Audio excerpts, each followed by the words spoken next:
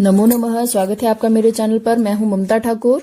आज हम 5वीं कक्षा की पाठ्य पुस्तक सारांश का पाठ 21 महाभारत की एक सांझ इसका प्रश्न अभ्यास करेंगे।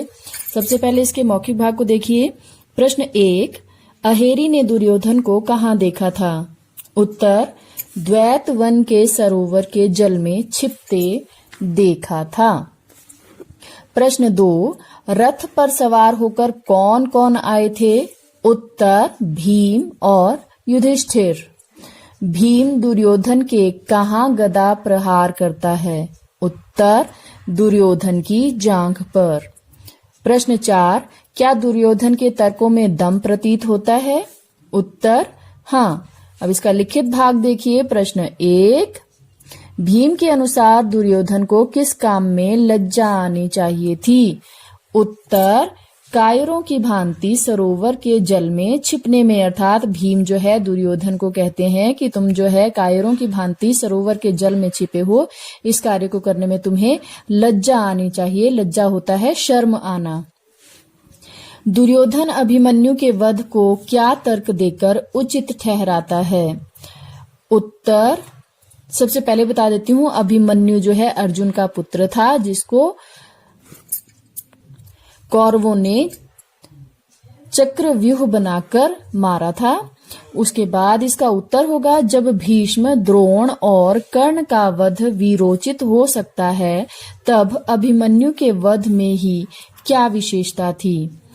प्रश्न 3, युधिष्ठिर ने दुर्योधन की दशा को दयनीय क्यों बताया? उत्तर, क्योंकि दुर्योधन सत्य और असत्य का भेद करने में असमर्थ था। प्रश्न 4, अंत तक दुर्योधन के मन में क्या दुख रहा?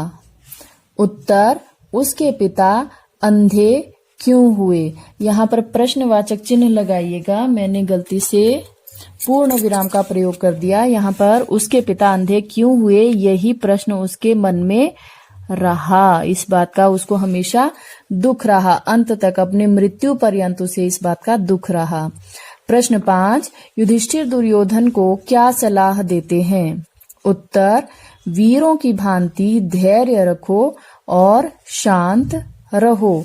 इसके बाद के प्रश्न जो है हम पुस्तक से हल करेंगे। सही उत्तर पर ठीक का चिन्ह लगाओ। प्रश्न 1, दुर्योधन कहाँ छिपा हुआ था? उत्तर होगा द्वैत वन के सरोवर में।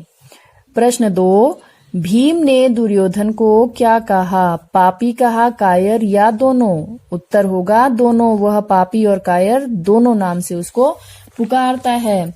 दुर्योधन किसका पुत्र था? भीष्म का, धृतराष्ट्र का, द्रोणाचार्य का? उत्तर होगा धृतराष्ट्र का। धर्मराज किसे कहा जाता था? दुर्योधन को, भीम को या युधिष्ठिर को? तो उत्तर होगा युधिष्ठिर को। दुर्योधन युधिष्ठिर से क्या मांगता है? तो इसका उत्तर होगा गदा। रिक्त स्थानों की पूर्ति करो। प्रश्न 1, दुर्योधन ने भरी सभा में डैश किया था? अपमानित। मेरी भुजाओं का बल अभी नष्ट नहीं हुआ है। 3, अंधेरा घिरता चला आ रहा है। 4, तुम वीरों की भांति धैर्य रखो। भाषा की बात, अपमानित शब्द बना है अपमान में इत प्रत्यय जोड़कर।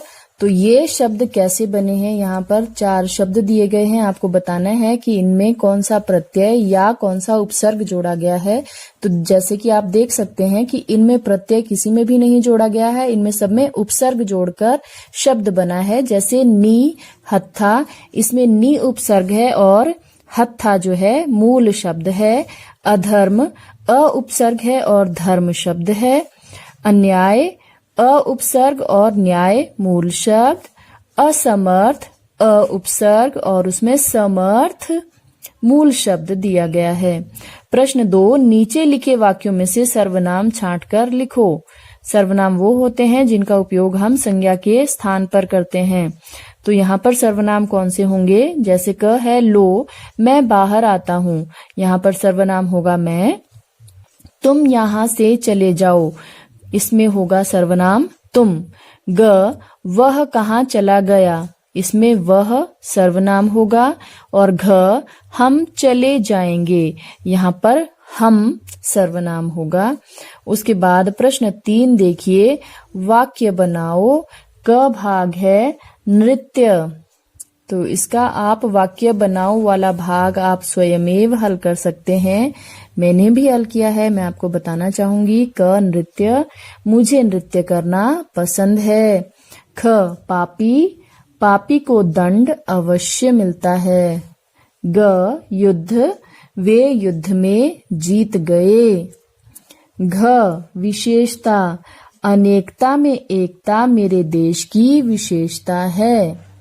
इसके बाद मूल्यपरक प्रश्न है, यह आपकी ही बुद्धि पर, आपकी बुद्धि कौशल पर निर्भर करता है कि आप इनके किस प्रकार से उत्तर देते हो। और इस प्रकार से यह अध्याय जो है 5वीं कक्षा का ये समाप्त होता है। वीडियो देखने के लिए आपका बहुत बहुत धन्यवाद।